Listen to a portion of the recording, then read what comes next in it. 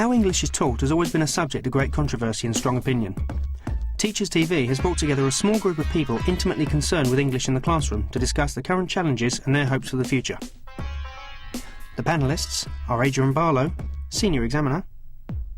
We need a complete reversal of the situation. Barbara Bleiman from the English and Media Centre. All too often we see creativity as one side of a dichotomy. Mark Reid from the British Film Institute. It's something I feel deracinated middle-class white bloke. I don't feel as though I have a cultural heritage. Jamila Gavin, children's author.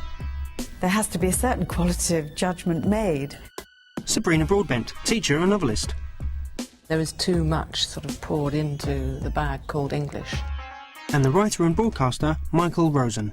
The sole purpose of it is to grade the nation. The panel is chaired by Bethan Marshall, lecturer in English in Education. Their fascination with language is endless. The first part of the conversation focused on creativity and inspiration in the classroom. To begin with, they looked at what being good at English really means. Michael, what does it mean to be good at English? I think if you're good at English, you're very good at asking questions. That's what I would think about a kid or a school student or whoever. If they were asking really interesting questions about any text of any kind, then they were good at English. OK, Mark. Wrong question is my answer. I think we've become too obsessed with being good at stuff, but being good at things in English. If you have a different set of questions about what you might do in English, which is how can you inquire, how can you, and how might you be able to play, and what kind of experiences do you think children should have? Being good at English basically means being able to pass as endless tests and to tick boxes against little clusters of discrete skills. I'm concerned that the term English is put into a box as though it's just an isolated subject on its own, at which you are good, quite good or poor. And for me, English is the basic tool. Language is the basic tool for articulacy, for coherent thinking. Every child is different, and English is a subject which should be stressing individuality. And that's what I think is important about the subject. I think one of the things that perhaps people haven't mentioned so far is the idea of independence, developing independent learners. And that comes through literature, it comes through inventive language work, it comes through looking at the media and so forth. Mark, what would you say that the sort of text and technologies, which is a kind of new way of looking at English? What I think that technology is offering, new technology in particular, offering the opportunities to do, is to change what our notion of texts are and how we might engage with them. And one of the things that I think technology is enabling us to do is to play with texts. People are getting very excited about video games, computer games, and what they can teach us about learning. I've seen them called texts, and I think that completely misrepresents what a video game is. It's a game, it's not a text. But if you can call a video game a text, then why can't you take a text and call it a game? Why can't you play with a text? So something like Cartouche turns Shakespeare into a game, essentially. It kind of brings out the gaminess of language play and language behaviour, make it playful. I think teachers do that, but actually most schools are still working kind of with one hand tied behind their back, most teachers, when it comes to having access to the right kind of technology. We know it ends up very often in the wrong, not in the wrong hands, but it ends up in very particular places in ICT departments, and it's not really explored for its interactivity. You don't think we've got too fixated, though, with the idea, if you talk about the future of English, that somehow or other this means a technological fix, you know what I mean? Instead of saying, how are we going to use this technology, that's the wrong way round. It's how are we going to play, how are we going to inquire, what kind of experiences do we want children to have, what have we got to make that happen?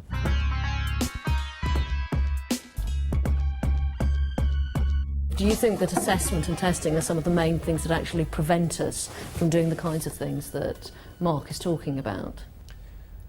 I think that testing and assessment has become the be-all and end-all. And you might be surprised to hear me as an examiner say that, but I do think that most examiners are seriously worried about the way in which examining has dominated curriculum. What we're not very good at measuring are children's responsiveness, their creativity, and the whole range of activities that are very important in the classroom. It worries me too that there is a public perception that coursework means nothing but cheating and plagiarism, because I think as far as English is concerned, in the broadest sense, coursework is very important. You go through this course and you're just always answerable to other people and never to yourself. You also have no idea that the most important thing really is that somehow or other you have a grasp of what it is that you're learning, why you're learning it. I mean, you can't help coming to the conclusion that the sole purpose of it is to grade the nation.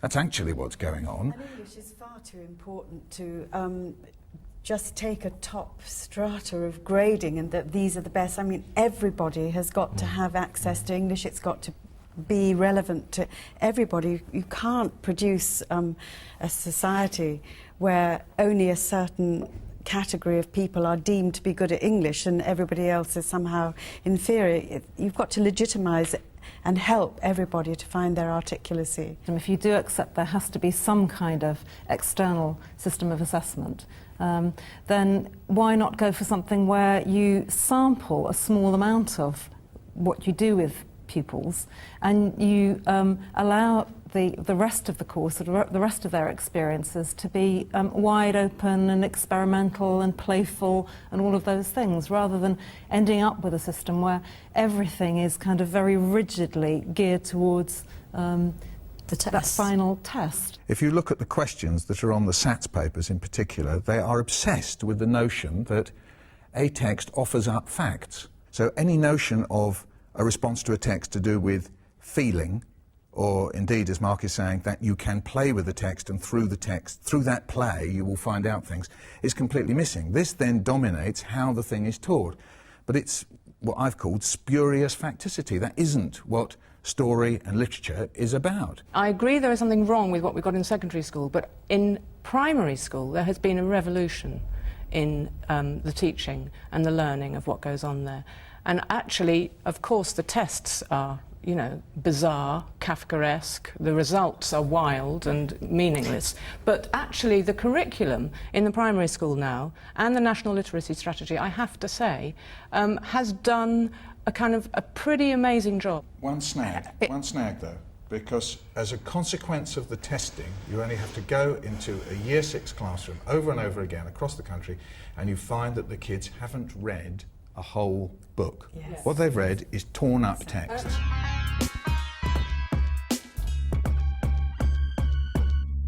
This actually leads very neatly on to thinking about the whole issue of set text, canonical text and things like that. What's your view on this, Barbara? I think what I would be arguing for is to get away from the idea that we have to have particular named authors, particular texts, but to think what's the kind of entitlement of pupils to particular sorts of experiences. For instance, you know, do we really want every child in the land to be studying Shakespeare by reading one scene and going through it in huge amounts of detail for a test?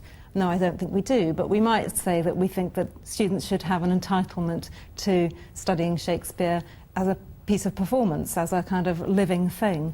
There seems to be a lack of narrative throughout the curriculum, it seems to me. I mean, history and geography and so on, they all seem to be taught in these sort of boxes and as extracts, so that there's no overall narrative, whether it's within English language itself or within the whole curriculum. I mean, Partly because the narrative is heavily contested. If you don't give them their greens, then when you've got them, you're trusting them going out into the outside world where they might just pick it up serendipitously, if that's such a word. Most English teachers learn to work with the restrictions of set text and so on, and they do manage to put together a reasonably interesting course. What happens then is there is the most appalling kind of black hole, which is called GCSE, where there's no progression has been thought through about writing. They're still doing those stupid damn triplets, you know, inform, explain, describe, explore, imagine, entertain. I mean, it's meaningless, you know. If we have to have an anthology, let's have an electronic one where children can rewrite the poems in the anthology, they can write their own versions, we have media windows where they can perform them, record themselves performing them. Let's make the curriculum properly interactive. Now that we have the means to do that.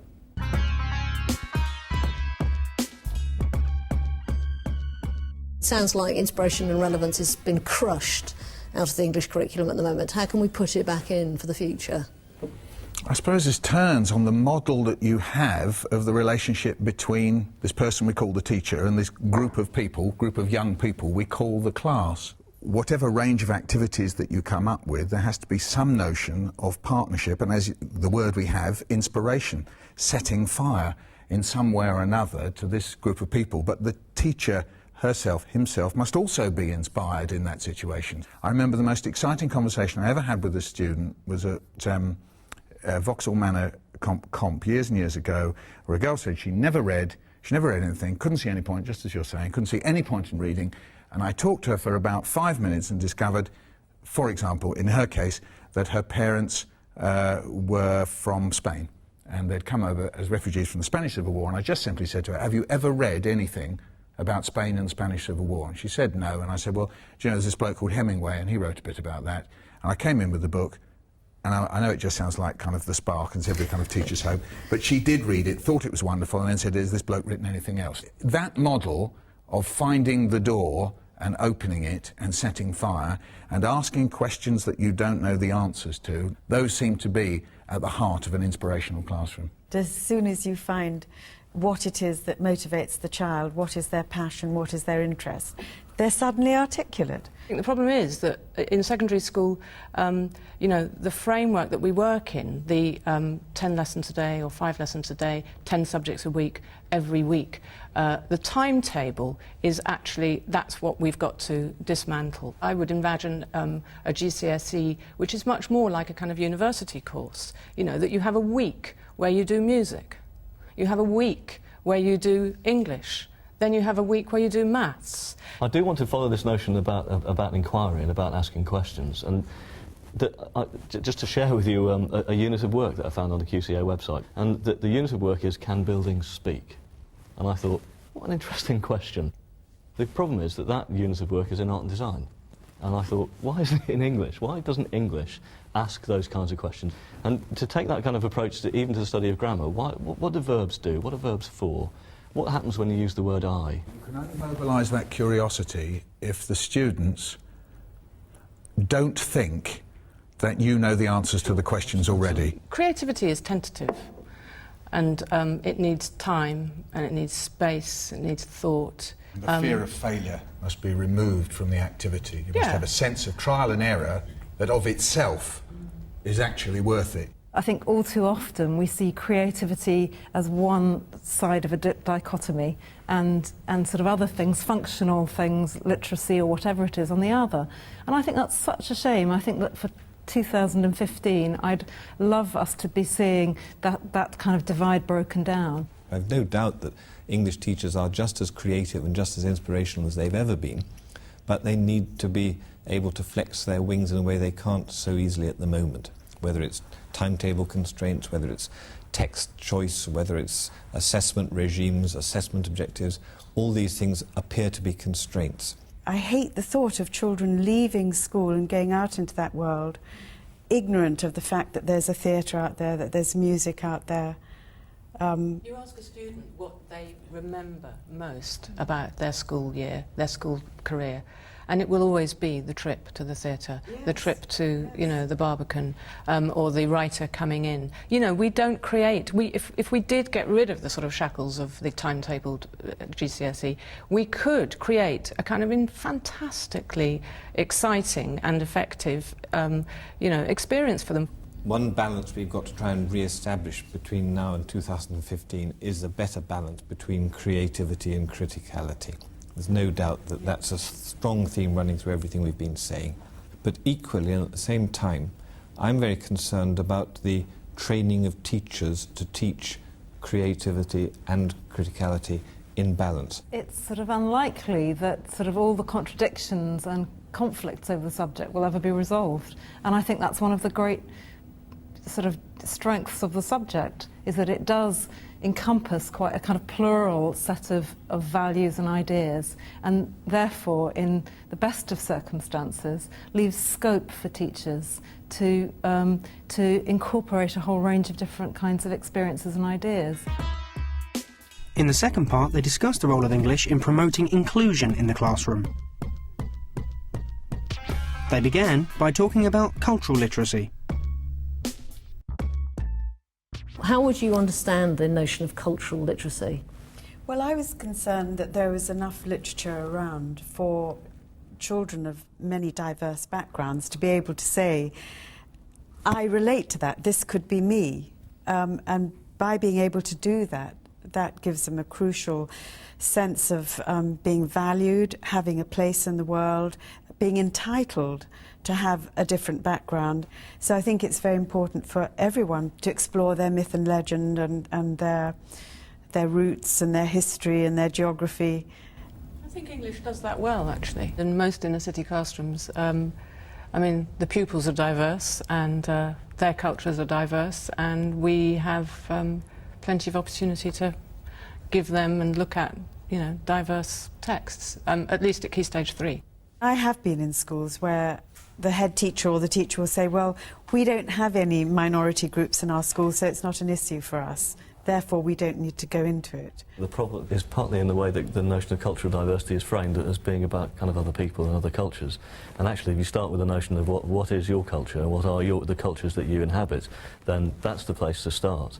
And I mean, it's something I feel, deracinated middle-class white bloke. I don't feel as though I have a cultural heritage, because we never explored that. It's kind of invisible and accepted. And cultural diversity is always seems to be about other people. And starting with the cultures that children inhabit, wherever you are, is probably the best place to start. And the problem is people don't realise that the diversity is there.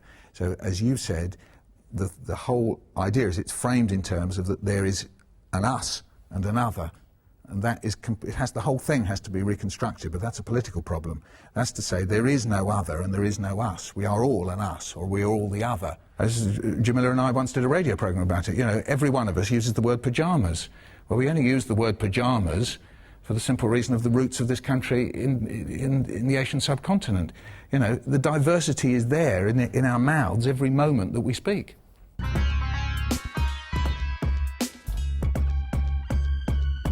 What about spoken English?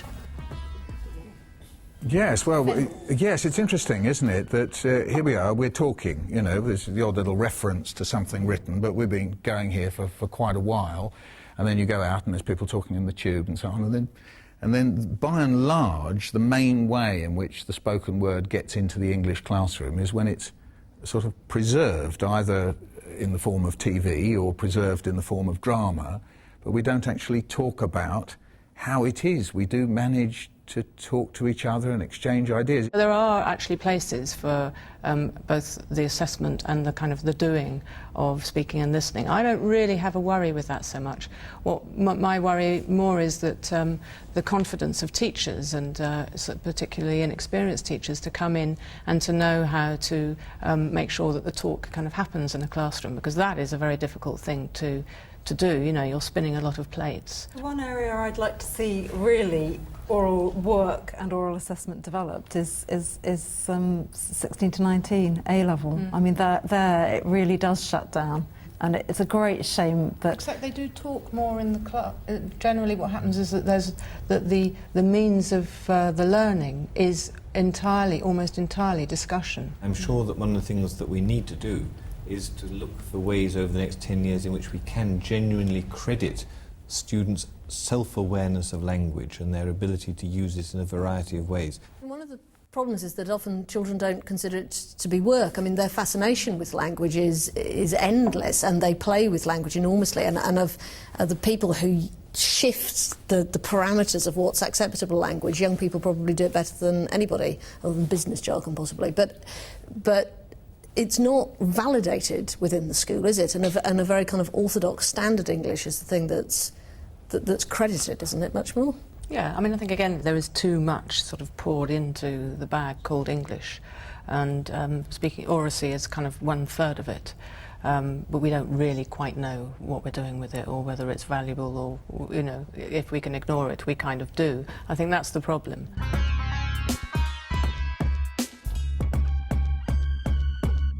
One of the main areas, actually, where English teachers have traditionally felt the least confident is in formal language teaching. What's your view about formal language teaching and its place within the English curriculum? I mean, do you think we're overemphasising the grammatical study? For a start, it's interesting to know what people mean by grammar. Well, the grammar is the structure of the language, the way that the language is put together. It's syntax and morphology. I mean, I don't think that the majority of people, when they're talking about grammar, mean that. I think they mean sort of punctuation and spelling and so forth.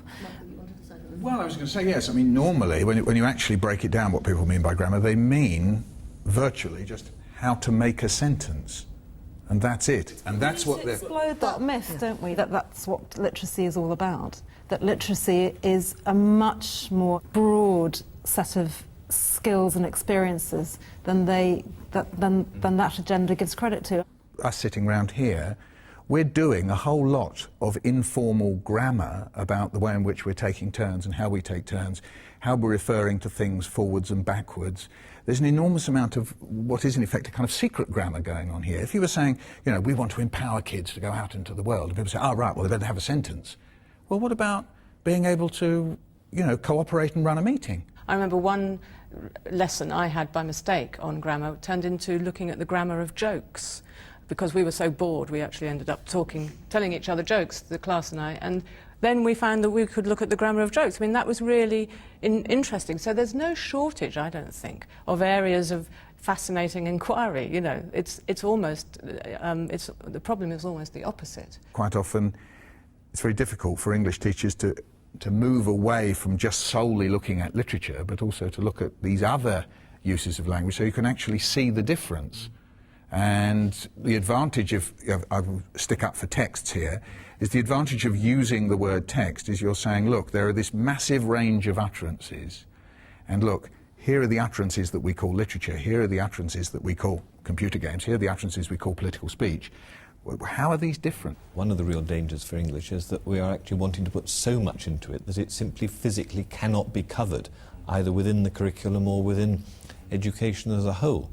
And what I think we've really got to try and find for 2015 is a sense of balance here, and that balance is often something which the teacher himself or herself is best placed to work out with their particular class or their particular students. There does have to be a point where you recognise some kind of gold standard, I would argue, and again, going back to music, it troubles me that somehow by making everything of value, everything okay, that you don't recognise that there is also a craft involved, with a standard involved, and I wouldn't like to see that disappear. In music, you actually get better by practising, and you don't even hit theory until sort of grade 5, whatever it is, in that kind of arbitrary kind of way. Whereas in English, there has been this move to saying, I've got to theorise it before I can use it, so you never get the chance to use it, which is kind of giving grammar teaching a bad name. And as we know, the very best way to learn language is to have the best put in front of you. The best books, the best written books, the best spoken word. And when I say best, there has to be a certain qualitative judgment made. Do you think we need the grammar of film in the same way? Teachers are... Because I do quite a lot of work with teachers who are just beginning to introduce film or media teaching, particularly into their English teaching. And that's the first kind of question, the major anxiety, is teach us about the language of film first. And in one sense, you can do that in 15 minutes. You know, it's just a catalogue of camera shots and camera movements. But what's really interesting is grammar in use, it's language in use, it's systems in use. So, and that you do by re-editing material that you've been given that somebody else has shot. That's a nice model to take back into English, into learning about grammar and those kind of systems, by giving kids already, you know, pre-formed language, play with it, use it as building blocks and see how they work when they're put in combination with each other. There's another kind of mode of inquiry, which is to ask about, is there an equivalent of a verb in a film? Is there an equivalent of a noun? Are there similarities between those media and those texts?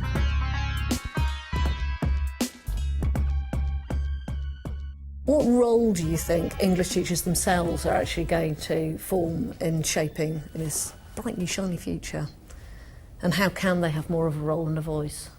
That's interesting, isn't it? Somehow or other, there's some incredibly clever boffins sitting in this little office somewhere, I don't even know where it is, called the Department of Education or whatever they keep changing the name to, and that they just fire off these gobbets and rockets, usually kind of weighing about this much, and that all the wisdom would be there, and it would write in these things, research has shown that, in these strange unauthored documents that were thrown at the likes of you, and that is what it is. English teachers don't have an expertise according to these documents. I think the real trouble now reached a situation which, as you describe, is very hierarchical, and at the bottom of the pile is the teacher waiting to be told what to do next. We need a complete reversal of the situation. 25 years ago, increasingly you had a tendency for groups of teachers to construct consortia who then came up with their own proposals for syllabuses which the examining bodies then validated. It would be good in 10 years' time to have got somewhere back towards that kind of model, because if teachers felt they had an ownership of what they were teaching and how they were going to have their students assessed, I think we get a lot further than we're getting at the moment. It's certainly true that English teaching has become, and I've been in English teaching for 25 years, it has become increasingly more boring. You know, that there was a sort of flip, that there was a kind of reaction towards providing English teachers with, almost a kind of script from which they could read. There were some good things about that, you know. Lots of people need support in their work, and it did offer that.